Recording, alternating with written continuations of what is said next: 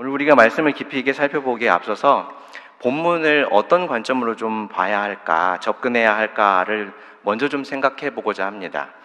창세기 14장 말씀을 보면 아브라함이 엘람의 그돌라오메를 위시로 한 네 나라의 동맹군과 조카 롯을 구하기 위한 혈투를 벌이는 장면이 창세기 14장에 기록이 되어 있어요. 이 전투는 사실 보나마나 아브라함이 처참히 패배할 수밖에 없는 싸움이었습니다.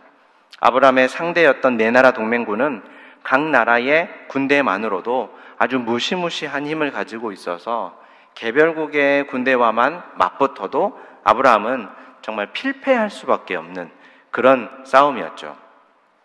그런데 놀랍게도 아브라함은 네 나라 동맹군을 상대로 전투해서 승리하게 되죠.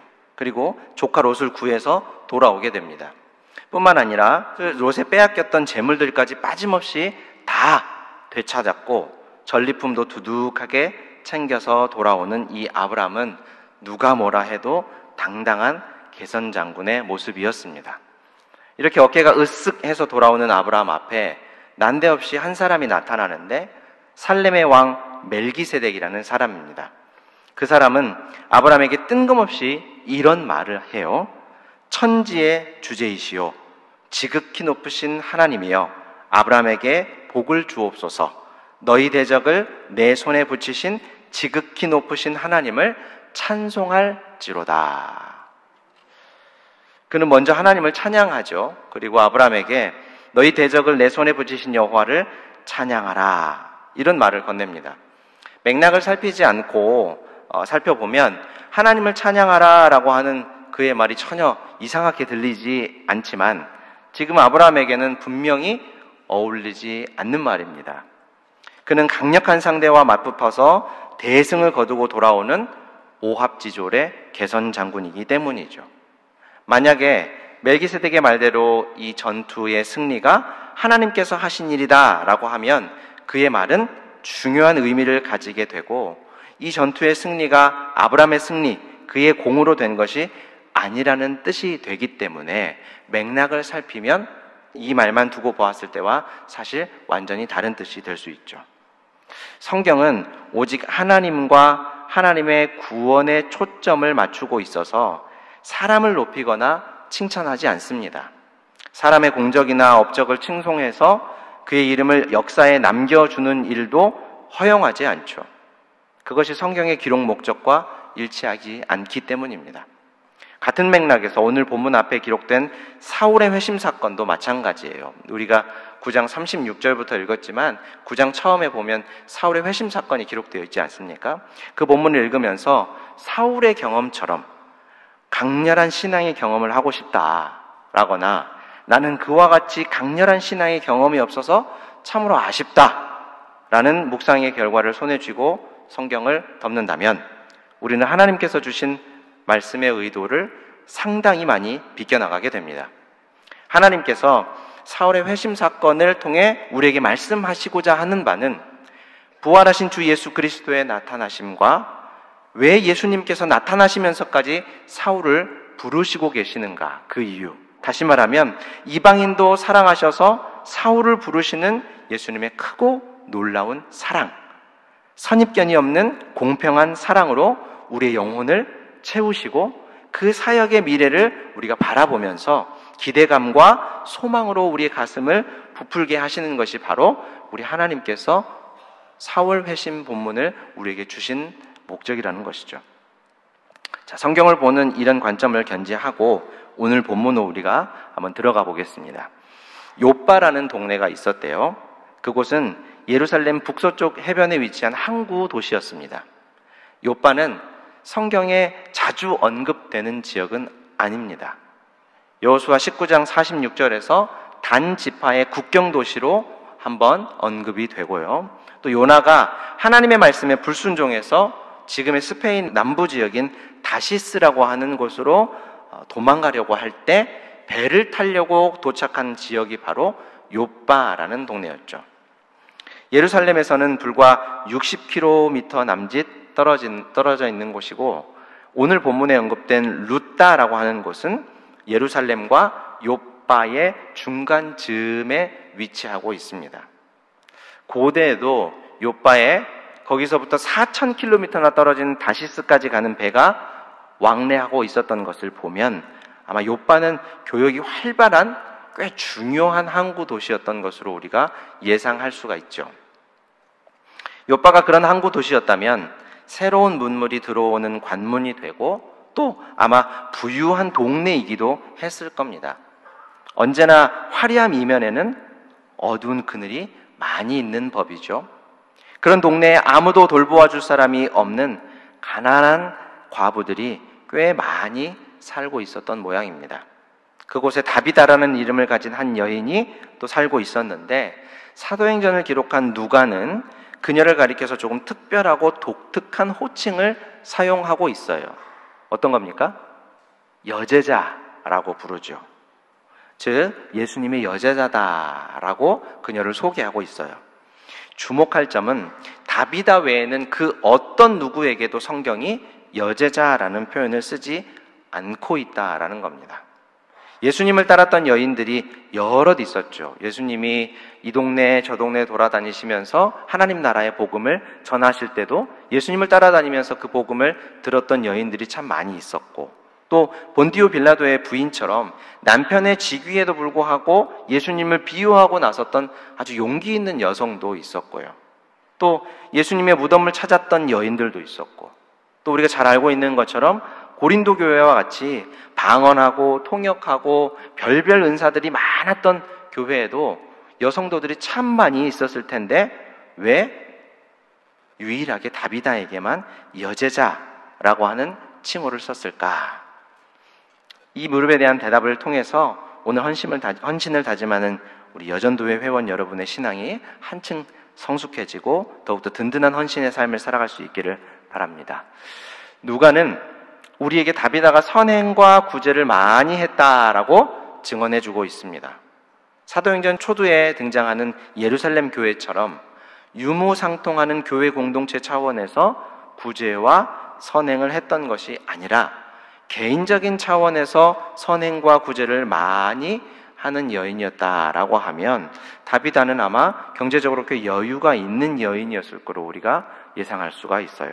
하지만 돈이 있으니까 도울 수 있었겠지라고 생각하면 섣부른 판단이죠. 왜냐하면 우리 주변에서도 경제적으로 여유가 있고 돈이 많다고 해서 당연하게 남을 도우면서 살던가요? 그러지 않죠. 우리나라가 유독 그런 편이기는 하지만 우리나라 재계 서열에서 손에 꼽히고 또 전 세계에서도 알아주는 재벌도 나눔과 선행에는 정말 몹시 인색한 것을 우리가 보게 됩니다. 반면에 평생 동안 행상을 해서 저축한 전 재산을 사회에 환원하거나 어려운 이웃을 위해서 아낌없이 써달라고 기탁하는 분들을 보면 나눔과 선행, 구제는 돈의 많고 적음의 문제가 아니라 그 사람의 마음의 문제가 확실한 것이죠. 다비다는 요빠 일대에 사는 여러 과부들, 당시에 가장 힘이 없고 가진 것 없는 사람들, 반드시 누군가의 돌봄과 보호가 필요한 부류가 바로 그 사람들이죠. 성경시대의 과부와 고아들은 보호자가 없으면 하루하루 살기가 너무나 힘든 사람들이었는데 누구도 보호자로 나서지 않는 부류의 사람들이기도 했습니다. 많은 경우 당시 그릇된 신앙의 관점으로 정죄하던 대상이었기 때문에 그들을 선뜻 보호하려고 나서지 않았던 것이죠. 그런데 다비다는 누구도 돌보지 않던 그들을 아주 살뜰하게 돌보는 사람이었습니다.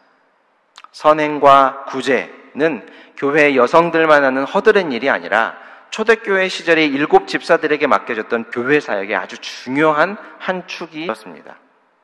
7 집사를 뽑게 된 계기가 무엇이었습니까?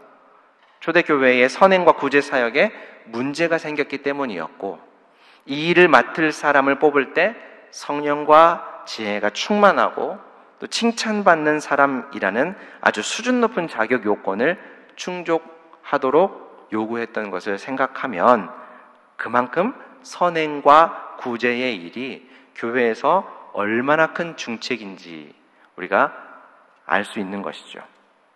자, 그런데 이렇게 교회와 하나님 나라의 중요한 다비다가 그만 병이 들어서 죽게 되었어요. 우리가 흔히 아까운 사람은 왜 그렇게 일찍 죽는지 모르겠다, 이런 말들을 많이 하는데, 선행과 구제를 많이 했던 그녀가 도와주었던 많은 사람들은 하나같이 그녀의 죽음을 애석하게 생각하고 있습니다. 그래서일까, 그녀의 시체를 깨끗하게 씻어서 사람들이 달하게 뉘어놓았다, 이렇게 얘기하죠. 그리고 마침 가까운 루따라고 하는 동네에 베드로가 머물고 있다는 소식을 알게 된 사람들은 무리 중에서 두 사람을 그 루따라는 곳에 베드로에게 보내서 와주시기를, 도움을 요청을 하고 있던 거죠. 요빠에서 베드로의 도움을 요청한 제자들이 부활의 분명한 믿음을 가졌다라고 말하기는 어렵지만 그래도 막연하게나마 믿음과 기대를 가지고 있지 않았을까 생각해 봅니다. 일단 하나님께서 베드로를 통해 놀라운 일들을 이루신 소문을 요빠에 있는 사람들도 분명히 들었을 테죠. 베드로의 설교를 듣고 원근 각지에서 명절을 지키기 위해 모여들었던 사람들 중에 3,000명이나 되는 숫자가 예수님을 믿게 되었던 일들을 분명히 들었을 겁니다. 또 베드로와 요한이 성전에 기도하러 올라가던 길에서 못 걷던 사람을 일어나 걷게 한 일도 분명히 요빠의 사람들이 들었겠죠. 그리고 더 가깝게는 요빠에서 한 20km쯤 떨어진 걸어서 한 반나절쯤 되는 거리이겠죠. 그 거리에 있는 루따에서 베드로가 중풍병에 시달리던 애니아라는 사람을 일으킨 일도 분명히 요빠에 소문이 났을 테니 요빠에 있던 예수님의 제자들은 정말 어느 때보다 절실한 마음으로 베드로가 도와줄 것을 요청하고 있었던 것이죠. 이들의 요청에 따라서 베드로는 요빠로 걸음을 옮기게 됩니다. 그가 가서 보니 과연 다비다의 시신이 다락방에 고이 모셔 있었어요. 그리고 그곳에 많은 과부들이 베드로를 둘러싸고 다비다를 위해 눈물을 흘리면서 너나 할 것 없이 그녀가 베풀었던 사랑의 증거들을 하나씩 꺼내서 보여주었습니다. 그 사랑의 증거가 무엇입니까? 바로 다비다가 과부들을 위해서 만들어 주었던 속옷과 겉옷이었죠.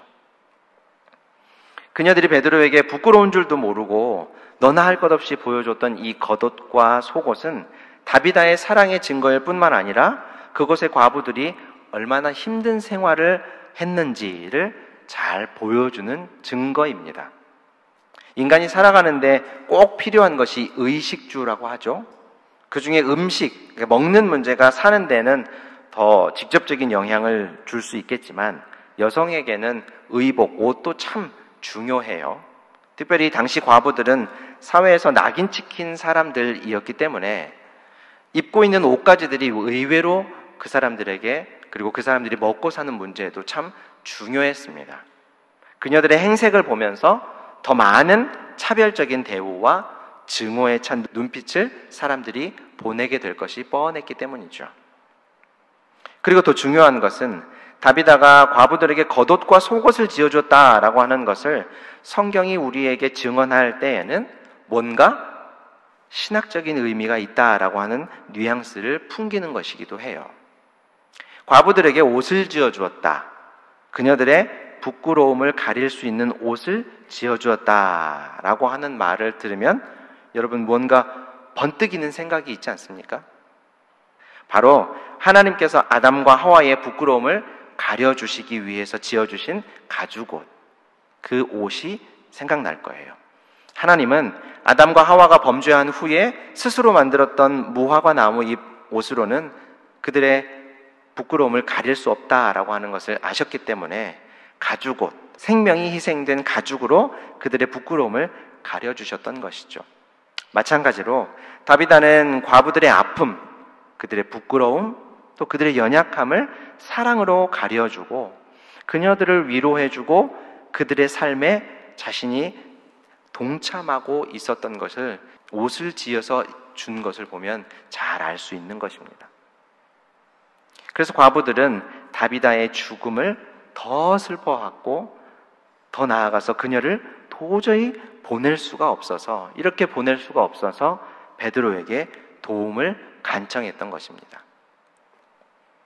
베드로는 죽은 다비다의 시신과 저마다 속옷과 겉옷을 집어든 여인들, 과부들의 눈물을 하나하나 보고 그녀들이 무엇을 바라고 있는지 듣지 않았지만 분명히 알 수 있었습니다. 그는 그 방에 있던 모든 사람들을 다 방에서 나가라고 내보내고 무릎을 꿇고 하나님께 기도했습니다. 하나님, 이 많은 여인들의 사무친 슬픔을 돌아보아 주십시오. 지금 제 앞에 누워있는 다비다는 그녀들을 사랑으로 돌보고 그녀들에게 옷을 지어 입히고 구제와 선행을 많이 하도록 주님께서 보내신 주님의 일꾼, 당신의 제자가 아닙니까? 주여, 말할 수 없이 많은 고난을 겪은 이 과부들을 위해서라도 다비다를 살려주십시오. 아마 이렇게 기도하지 않았을까? 제가 한번 생각해 본 거예요. 아마 제가 베드로라면 분명히 이렇게 기도하고 있었을 거라 생각해요. 베드로는 기도 후에 다비다의 시신을 향해서 몸을 돌려서 말합니다. 다비다야, 일어나라. 혹시 안 일어나면 부끄러울까봐 사람들을 모두 나가라고 하는 것은 아닐까? 그런 건 아니겠죠. 베드로는 예수님께서 하셨던 것과 똑같이 하면서 이 일의 모든 영광을 하나님께만 돌리기 위해서 이러한 조치를 한 거예요. 그리고 베드로가 기도했을 때 하나님께서 그에게 확신을 주셨으리라 생각합니다. 그런데 여기서 재밌는 점 하나가 있어요. 베드로가 다비다의 시신을 향해 어떤 말을 했습니까? 다비다야, 일어나라. 원문을 보면 타비다, 아나스타티 이렇게 되어 있거든요. 그런데 베드로는 유대인이었기 때문에 분명히 아람어로 말을 했겠죠. 우리가 가진 신약 성경은 그 아람어를 그리스어로 번역한 것이니까 그러면 분명 아람어로 타비다, 쿰 이렇게 말을 했을 거예요. 그럼 어디서 많이 들어보신 말이죠. 그렇지 않습니까? 마가복음 5장 40절 41절 우리 같이 한번 읽어보겠습니다. 시작. 그들이 비웃더라.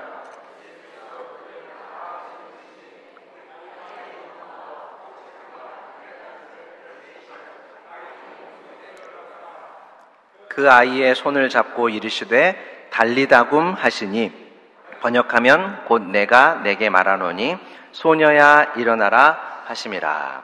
아멘. 예수님께서 회당장 야이로의 죽은 딸에게 하신 말씀이 바로 달리다굼, 원문의 발음을 그대로 살리면 탈리다쿰 이라는 말이에요. 타비다쿰, 탈리다쿰. 한 글자만 틀리고 똑같죠. 그 뜻도 죽은 여인을 일으키기 위해 외친 말로 똑같습니다. 베드로는 지금 예수님께서 하신 대로 방에 있던 사람들을 다 나가게 했어요. 그리고 말씀대로 주님과 같은 일, 그리고 주님보다 더 큰 일을 하고 있었던 것이죠. 요한복음 14장 12절 말씀 같이 한번 읽어보겠습니다. 시작. 내가 진실로 진실로 너희에게 이르노니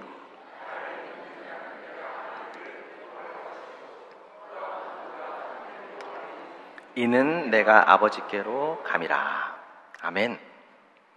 타비다쿰 베드로가 외쳤을 때 어떤 일이 일어났습니까? 죽었던 다비다가 일어나서 눈을 뜨고 베드로를 향해 앉았다 그럽니다. 정말 놀라운 일이죠. 그런데 그 순간을 생각해 보면 놀라운 일을 넘어서서 좀 섬뜩한 일이 아닐까 하는 생각도 해봐요. 하지만 아무리 섬뜩한 일이라도 그녀가 다시 살아났다는 소식은 욥바의 과부 다비다에게 도움을 받았던 이들에게 정말 이보다 더 큰 기쁜 소식이 없었을 거라 생각합니다. 다비다에게 여러 도움을 받고 속옷과 겉옷을 제공받고 했던 많은 과부들, 욥바에 살았던 힘들고 어려웠던 사람들은 다비다가 다시 살아났다는 이 이야기를 들으면서 아마 조금 과장 섞어서 우리 주님이 다시 오신 그런 기쁨이 느껴지지 않았을까 하는 생각을 해봐요. 다시 살아난 다비다를 본 과부들은 정말 서로 부둥켜 안고 기쁨의 눈물을 흘리지 않는 이가 없었겠죠. 이날 이 자리는 구원의 기쁨과 환희가 정말 가득한 아마 놀라운 현장이었을 거라 생각합니다. 그리고 이 기쁜 소식은 온 요빠에 퍼졌다라고 본문이 기록합니다. 42절에 온 요빠 사람이 알았다라고 하는 것을 보면 그 일대에서 굉장히 중요한 항구 도시였던 이 요빠, 그래서 왕래하는 사람도 많고 바쁘게 돌아가던 그곳에서 다비다를 모르는 사람이 별로 없을 만큼 아마 많이 널리 알려진 유명 인사였던 것 같아요. 온 요빠 사람들이 그녀의 소식을 알려면 적어도 다비다를 모르면 그런 소식을 알 수가 없지 않습니까? 요빠의 모든 사람들이 그녀의 소식을 듣고 죽었던 그녀가 다시 살아났다라고 하는 말을 입에서 입으로 전했을 때 많은 사람들이 주를 믿게 되었다, 이렇게 말합니다. 우리 입장에서 보았을 때는 베드로가 참 놀라운 일을 한 것처럼 보입니다. 그러나 성경은 베드로가 죽었던 다비다를 일으켰으나 그 일로 인해 베드로가 주변 사람들에게 더 주목을 받고 더 많은 사람들에게 초청받아서 죽었던 사람을 살리게 되었다라는 말이나 그를 따르는 사람들이 많아졌다라고 하는 말을 전혀 기록하지 않고 요빠 일대의 모든 사람들이 이 일에 대해서 듣고 알게 되었고 많은 사람들이 주를 믿게 되었다라고 증언하고 있어요. 이 놀라운 일로 얻어진 결과는 사람들이 주를 믿게 되었다라고 하는 것이죠. 전에 제가 잘 아는 목사님 한 분이 예전에 이런 얘기를 해준 적이 있어요. 자신이 청년부의 목사로 처음 부임을 해서 이렇게 사역을 하다가 어느 날 한 청년이 찾아와서 자기에게 간증을 하더래요. 목사님이 처음 부임 설교를 하는 시간에 그 청년이 큰 은혜를 받았는데 놀라운 경험을 했대요. 어떤 경험을 했느냐 물었더니 그 목사님이 설교를 하는데 뒤에서 후광이 이렇게 비치더래요.